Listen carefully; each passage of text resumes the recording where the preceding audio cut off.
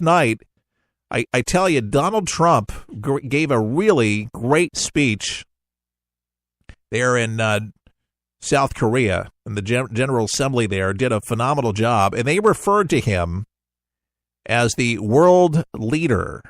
The world leader. It's a heck of a thing to say, but showing leaders, what leadership is all about across the country. And I just thought that was quite remarkable because, gosh, Barack Obama, 8 years, we didn't have leadership. And they're recognizing it. And I think it's unbelievable. And it wasn't a snafu. They didn't make a mistake. No, it wasn't lost in translation because somebody proposed that on social media earlier. I said it had nothing to do with that. They recognize this guy's, he's got their back. They get that. They understand it. Making deals with them, they feel pretty good about that. And by the way, first time in 25 years or so that a sitting U.S. president, and something tells me this is not going to be the last trip of his presidency. I think he's going to have several trips over there. This is going to forge a great relationship. But if you didn't listen to it, you missed out on it. It was pretty special. So anyways, President Donald Trump warned North Korea yesterday evening, do not underestimate us and do not try us. Now, CNN pointed out this, but the country's officials in North Korea were unimpressed. We will not allow American cities to be threatened with destruction. This is what Donald Trump said. We will not be intimidated, and we will not let the worst atrocities in history be repeated here. On this ground, we fought and died secure. And Trump said this before the National Assembly in Seoul, Korea. The world cannot tolerate the menace of a rogue regime that threatens with nuclear devastation. All responsible nations must join forces to isolate the brutal regime of North Korea, to deny it, and form a support, supply, or acceptance. So, of course, the North had to tune in to watch this on their television. A North Korean official was telling CNN, I guess they have a direct link to him, we don't care about what that mad dog may utter because we've already heard enough. The official added that we're more concerned by the actions of the U.S. military than of Trump's words, pointing to 3 American aircraft carriers and 1 submarine off the coast of the country.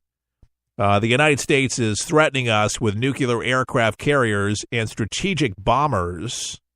They are challenging us with the most vicious and demeaning provocations, but we will counter those threats by bolstering the power of justice in order to take out the root cause of aggression and war.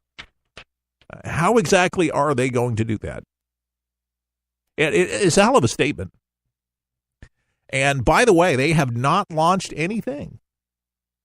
Way over a month. I was wrong. I thought they would light a candle up, but man, I think with those 3 warships seated out there with the nuclear submarine, our our guys in uniform, our men and women in uniform there at the DMC, I mean, they're ready tonight. And what is their motto? Ready tonight, ready to fight tonight. That's their motto. Yeah, they're ready. This is all they do. They are ready. It's rhetoric on both sides, but I think there's more action. People say there's rhetoric, and yes, some of it is. But the tough talk, I think Donald Trump is 100% serious that they underestimate what the response would just be unbelievably devastating to North Korea. It would pulverize them. And certainly they've seen the might.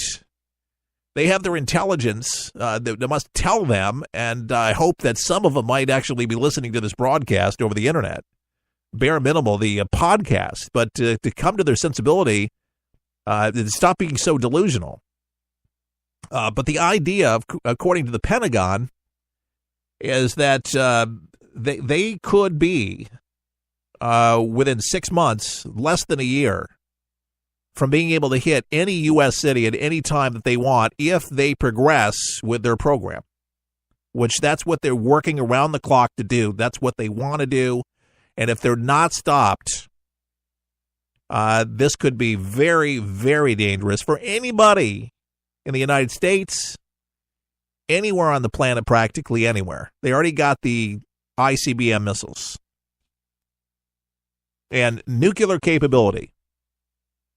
We miniaturize a warhead that's put on the tip of this thing or inside of it, right there in the front of it, with a guidance system directing it exactly where to go, where to detonate, et cetera, et cetera. It just would not be good. We don't need this guy doing what he says he's going to do. And nobody knows the mind of him, Kim Jong-un, and what he's going to do, but he has been the provocative one. It would be an escalation there if he had not been threatening that he's going to annihilate us, pulverize us, wipe us out. Trump has just been answering his call back and saying, try it. Kind of like a Dirty Harry, make my day. Love it. I love it. Some people say, oh, he's egging him on. He's not egging him on. He's basically saying, think about it. Think about it. Because if you do this, we can guarantee you that your regime is going goodbye. It's good to be king. Whether he comes to his senses, I do not know. I really hope for the. It's a beautiful part of the world. I've not been over there, but I've known people that vacationed to the south or the Korean Peninsula to begin with, and I'm sure there's places in North Korea that are beautiful. But it's a shame that we're at this place in history, and it seems like history could repeat itself, but it could be worse, far worse than Hamburger Hill. This would be mincemeat, it wouldn't even be mincemeat. You wouldn't even recognize it. It would be pulverization. But we talked about nukes, mini nukes. That's one of the options the U.S. is weighing. That wouldn't do far as much damage, but they would have to have the specific locations to where they believe these installations are to be able to take them out very, very quickly and precisely.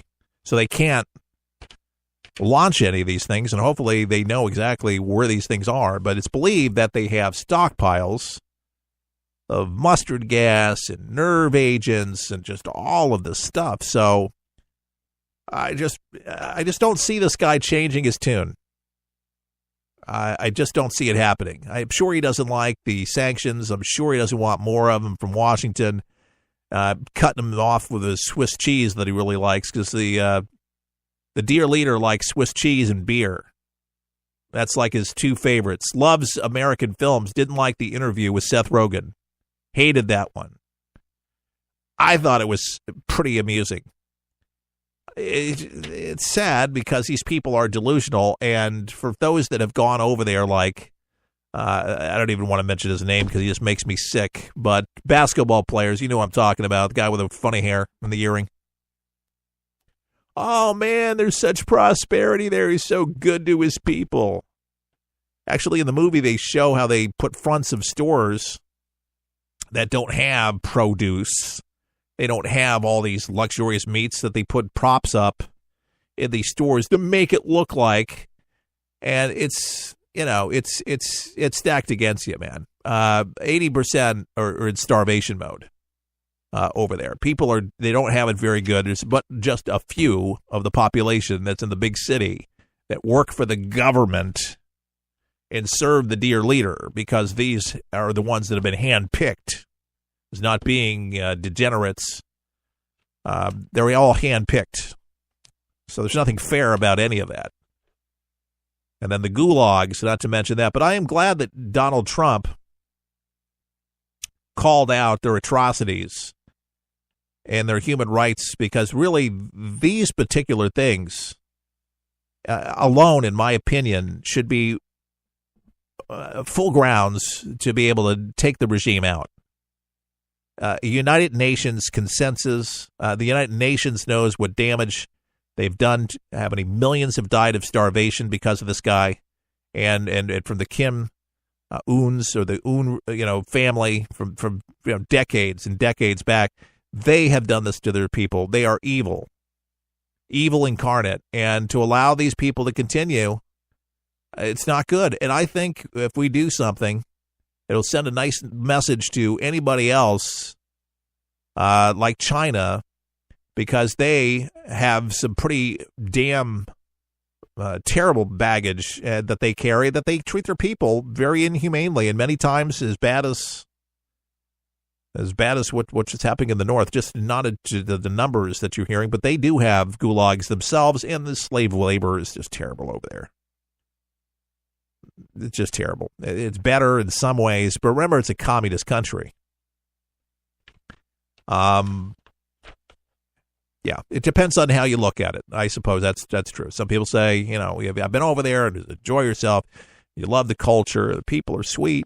And I'm sure the people are terrific, but you're not living in a free society, though. And if you disagree, bad things happen. Okay? There's nothing free about that. Thank your lucky stars that if you're listening to this broadcast in America, this is a beautiful place to be.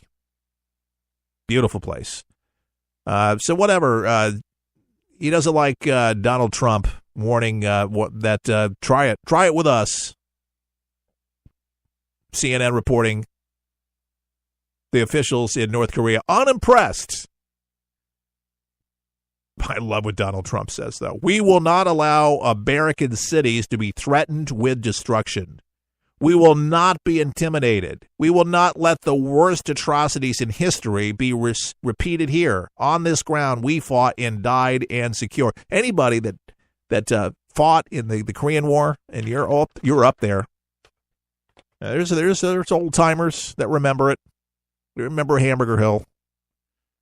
I remember some old timers. You got to be in your close to 90, late 80s. If you were there. But I remember this guy named John Jackson. He became a preacher. He was telling me about fighting in Korea and friends losing arms and limbs and scores, as he said, friends that never came back. And when he talked about it, he had tears in his eyes.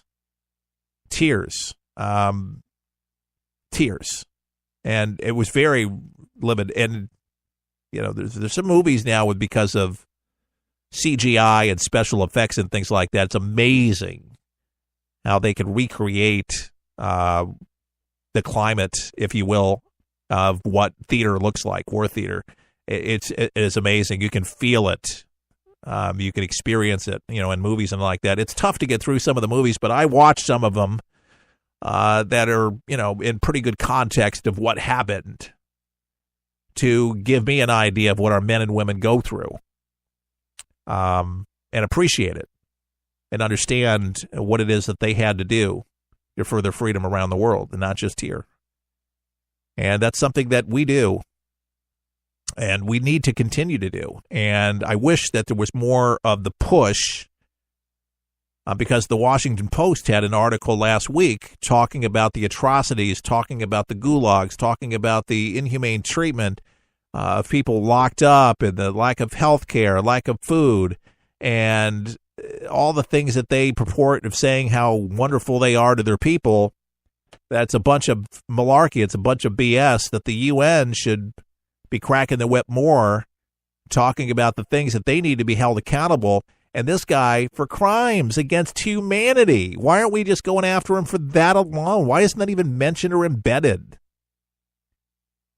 Is because a lot of that stuff is that a lot of other countries are doing it and that we do business with. I know people say one thing at a time, one thing at a time. Why do you think China's not being so cooperative?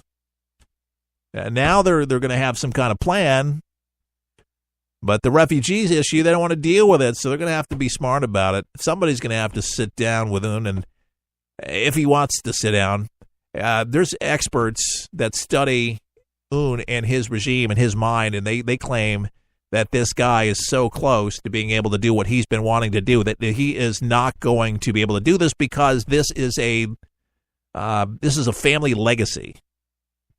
This is something that he feels like he's mandated to do, that he is the pallbearer.